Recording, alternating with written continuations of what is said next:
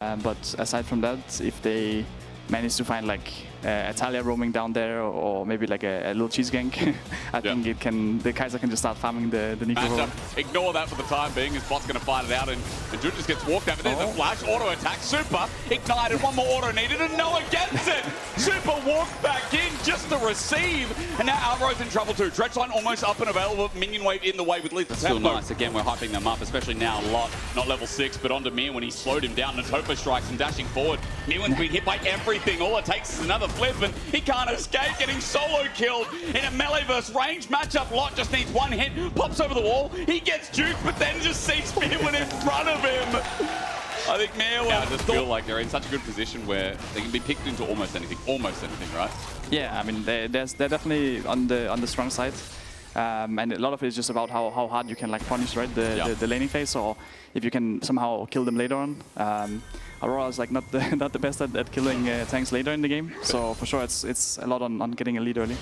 And it's so good for GIANTX as well, because you got that solo kill. I don't know if she had her sums up again, but especially if she had no sums, it could have been quite hard for her to lane against like Nord and potential Talia. All in. Jackie splashes away. Seismic shot flash from Jojo, but he's still autoing. Onto Jun. Super gets a kill. Either that mid or that AD is carry. shocking that GIANTX got away. TP from Jackie's towards Mirwin. All he needs is a flip back, and Mirwin trying to kite it out for as long as possible. Seismic shot burnt down. Jackie's with a solo kill. So it's a bit of a messy situation, but it's not going to end just yet. TP now from Lost.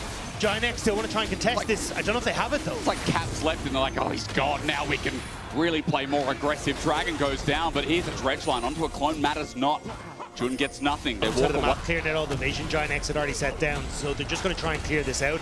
Immediately, Jackie's posed back from that bot lane towers. So MKOI are actually the ones saying, look, we will just get gold funneled into Jojo Pyun. We don't really mind if you get the Herald. We're already going to take that tower in response. Mirwin's here. Eye exposed. Smite down. The burst trying. Mirwin is just getting in the way. The most important point is MKOI having, again, the flash on towards Alvaro, the opportunities to look for some of these big plays. Yep. GIANTX is going to try and force position by going for the mid lane turret here. The wave is quite thin as well. Boomerang blade out. The grub's out as well. Alvaro gets poked down, but it's a big commit. In the way is the clone. The ulti from Noah. Pop Blossom. No! Nowhere to go is Dredgeline, depth charge, everything. LEC cannot move. Monkey sent away. It's a good shot, but Jojo doesn't have a team. He has to slide out of there as this was already subjugated. Healed up again. He flashes out. Number 2 here. GX. This is a powerful move that Yoya needs to try and steal. He's going to go to the back of the pit. He's got a clone. Seismic shove used. Clone pops in the air, but second Dragon for GX. That play put their game back in the favor. Still though, MKOI going to try and force resources into Jojo Pyun. He's on this top side. Lost trying to get to the top end, but Alvaro's trying to run interference so they can take that top structure. Yeah. 2 towers though for GX, and all the kills, and the mid lane tower still puts them ahead in the play, but I think MKOI have kind of set where they want to go, which is just try and hard force as much into Jojo and let him carry late. Jojo getting a bit of gold, so the injection nice, 500 individually. Jackie's going to match that with his own turret and bot as both mid laners just benefit walking towards their second item. An invade starts with Elyoya. Bit of tangle barbs, but no damage onto Lot. Jojo with the angle here. He's got the shove up, but no flash to get in, but Lot's going to start getting autoed to death, and he'll take another 40 more, then he'll eventually die, but regardless, MKOI trying to take away objectives as we slow the pace down. Just waiting for that outcome, waiting for the next dragon to spawn. It has been a rather slower game, Dax, and for a reason that we're just looking towards scaling. His depth charge going to be used. Jojo in trouble. He shoves away, but the Weaver's Wall puts Jackie's in harm's way. Noah holds these into the pit. Bot Blossom again, this time disengages, but look, Isma's there, and he just subjugates Jojo to death. Alvaro no manner to escape, and caught out again. 7-1, GIANTX put him down. GIANTX are finding picks in the topside jungle. They will lose their mid lane tower as a result, but it's kind of being traded again for turrets elsewhere. So all outer turrets will fall off the back of this play, but it's more gold going in the hands of GIANTX. This is why we're hyped about GIANTX. As Cap said, like the mid game can be quite risky. And it can be a slump. Early game we saw a match to the other side, but this Kai'Sa going to be significantly stronger in these fights now, thanks to that second item spike. Alvaro has flash available. Pop Blossom not available though. Alvaro does not have an ult to change this play, but Maybe they can't get in to begin with. Jojo flips around, poked out. Jackie's low though. Mirwin comes in to try and burst Atakan. At 3k, it's a bit of a leash here. Elyoya trying to zone out as it's getting a little bit haywire. Mirwin dies on the side from Noah, but look, the fight's scattered. Lot tries to go in. Ulti's out. That's only under the mid laner. Atakan goes down to MKOI in the end. Easy leash. And with the pop blossom back up and available, Isma's lucky to be alive. Lot flashes into Tofo. He's angry at the steal in broad daylight. The keys were left in the ignition and the car is gone. Dredge line out, but GX don't have any range damage. Super's gonna seal the deal. He's got a double, and Isma's on the wrong side of dodge. Mirwin ran the interference that MKOI needed to sneak in and get the kills. Isma is standing for the briefest of moments before he joins the rest of GIANTX in the fence. Fighting around Dragon, the third one for GX. They're keen on it, but Elyoya zones off with the rest of GX. A depth charge onto Alvaro, healed out. Elyoya trying to fake it. Cyclone on the reel though, and at half or less than. He's caught up in the middle. Double Cyclone, but a wall in the way, and Noah gets the kill. Now for MKOI, a Pop Blossom. It won't come through. It would have been a 4-man, but it is nil.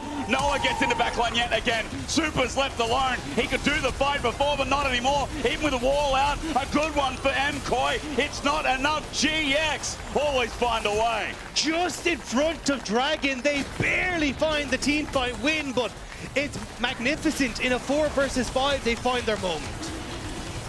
This game topsy-turvy. It's insane. It's a third Dragon. GX are going to move to Soul Point. I don't know who wins this anymore, but I'll just go along with the ride. And I think we got to see a really cool interaction in this fight. Baron up in 1. And now it begins. They're going to move into it, try and do a T1 on us. And at 25 minutes, Mirwin, he's going to walk down. He has TP. That's going to be burnt. But GIANTX, 3 members doing it while zone control from these 2. They need to kind of pull off it at this stage. MKOI going to be happy to fight in the piss. The wall out. Elyoya looking for the steal. The steal, no! It's taken by a Cassante.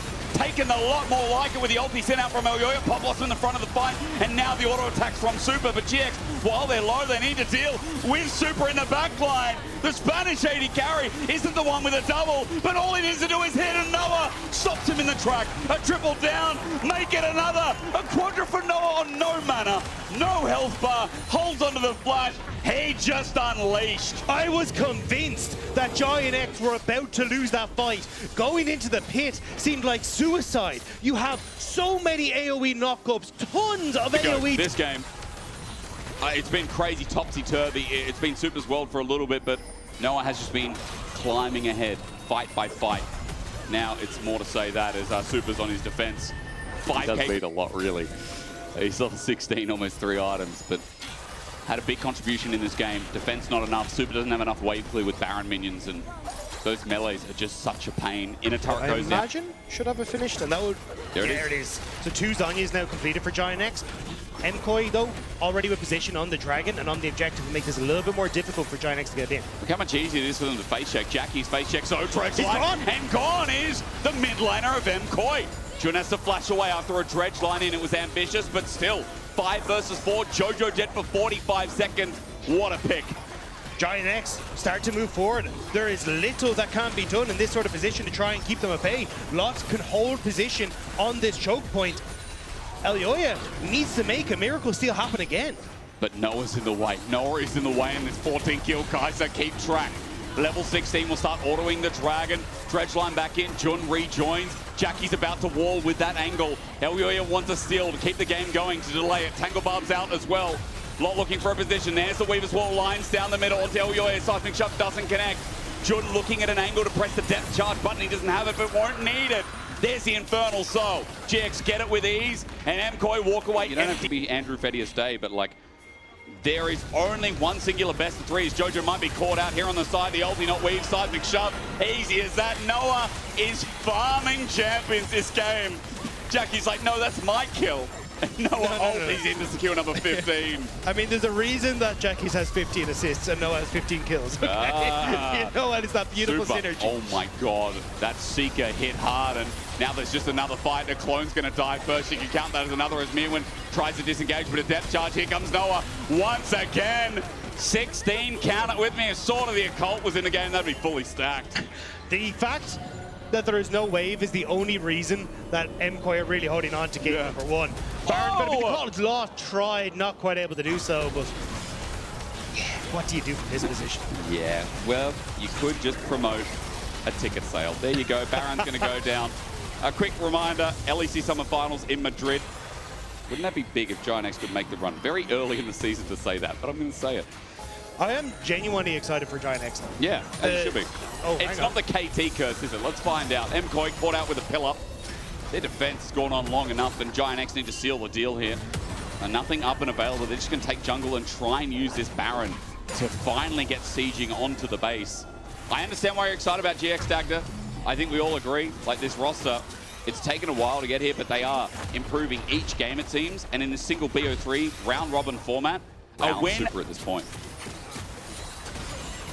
It's also difficult just with the way GIANTX are positioned on the map. Yeah. Sure, you've got Miran who can very quickly clear it away and try and join them. Move his wall. Jojo, ulti, that's not going to do much. He flash gets queued. Jackies takes the kill. But Noah's damage will send him to kaput. All right, Dagda, the final moments. The minions are going walkabout. They are like, hello, come back. All right, Cyclone's going to be used, and now they've found a new angle. That depth charge used, and every time a W hits, someone gets close to dying. Elyoya, go home. Please step away from Noah. He hits Alvaro anyway, despite the clone, and at half HP, dredge line in, the pillar out. It stops, it persuades the play, but GIANTX at 34 minutes, while it's taken a long time, has started sieging into the base. It's finally broken. But can Noah break the LEC kill record? 3 to go. Elder's going to be started, I think just soloed out, and yes, something taken down by Mirwan, but it might not matter. Seismic shove out, Elder down, and here we go. Pop Blossom's good, but first execute, 17. Noah needs 2 more to get in line. There are 3 available onto Super. We're waiting. He knows it. Maybe he feels that the poke out. There it is. 18. 1 more. Mirwan gets over the wall. The poke does not connect, and Mirwan's alive for now. Dagda, he has Killer Instinct available. Mirwan, eyes in blood. If Isma gets the Trundle Pillar, it will count as displacement, and you can look for a pretty major sniper. He hit it, and Mirwan's going to go invis with the autos. The burn! The burn! Mirwan dead! It's an ace! He gets 19, he's tied! Elyoya's up in 19, Alvaro in 10.